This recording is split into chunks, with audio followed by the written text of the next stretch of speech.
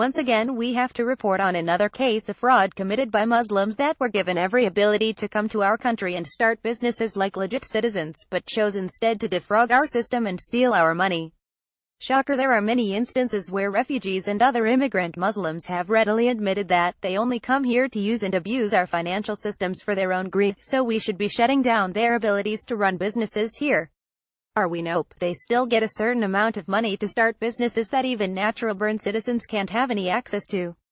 It is a ridiculous snake eating its own tail scenario. According to Creeping Sharia Boston, a Hopkinton man was sentenced today in federal court in Boston for evading federal income taxes and defrauding the Commonwealth of Massachusetts of millions of dollars in connection with the sale of cigarettes and other tobacco products. Raza Ali, 56, of Hopkinton, was sentenced by U.S. District Court Judge William G. Young to a year and a day in prison and 2 years of supervised release. Ali was also ordered to pay a fine of $30,000 restitution to the Commonwealth of Massachusetts in the amount of $28,072,946 and forfeit all property involved in the offense, including a warehouse full of tobacco products and over $160,000 seized during the investigation. In May 2016, Ali pleaded guilty to 1 count of conspiring to commit wire fraud and launder money and 1 count of making a false statement on a federal income tax return. In December 2015, Ali was arrested and charged with co-conspirators Kaleem Ahmad and Muhammad Salim Iqbal. Ali, Iqbal and Ahmad operated a wholesale business under the names Pick and Dip and, later, MSI Distributors in Norwood, Mass., that sold tobacco products, including cigars, smoking tobacco and smokeless tobacco such as snuff and chewing tobacco, to convenience stores, gas stations and other retail businesses. Wholesalers of smokeless tobacco are licensed by the Massachusetts Department of Revenue and must file an excise tax form monthly and pay excise tax on smokeless tobacco brought into and sold in Massachusetts. Cigar and smoking tobacco wholesalers must file an excise tax form quarterly and pay excise tax on cigars and smoking tobacco brought into and sold in Massachusetts.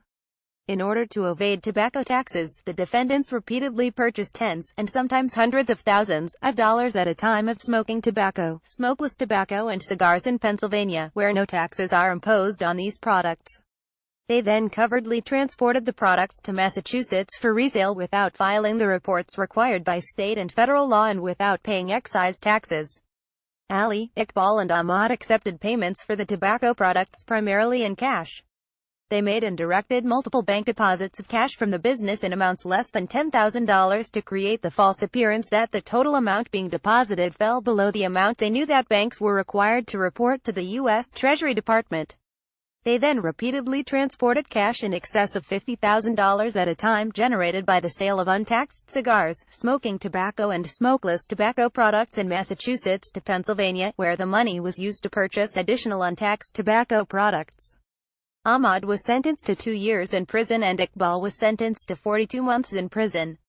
Will Ali be able to pay the $28 million restitution? How much money did he get out of the country? I can guarantee that the United States will never see a penny of restitution from this batch of criminals any more than we have from the other couple of hundred caught in the last year or so.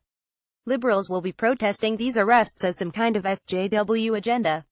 I am personally sick of seeing these cases on almost a daily basis.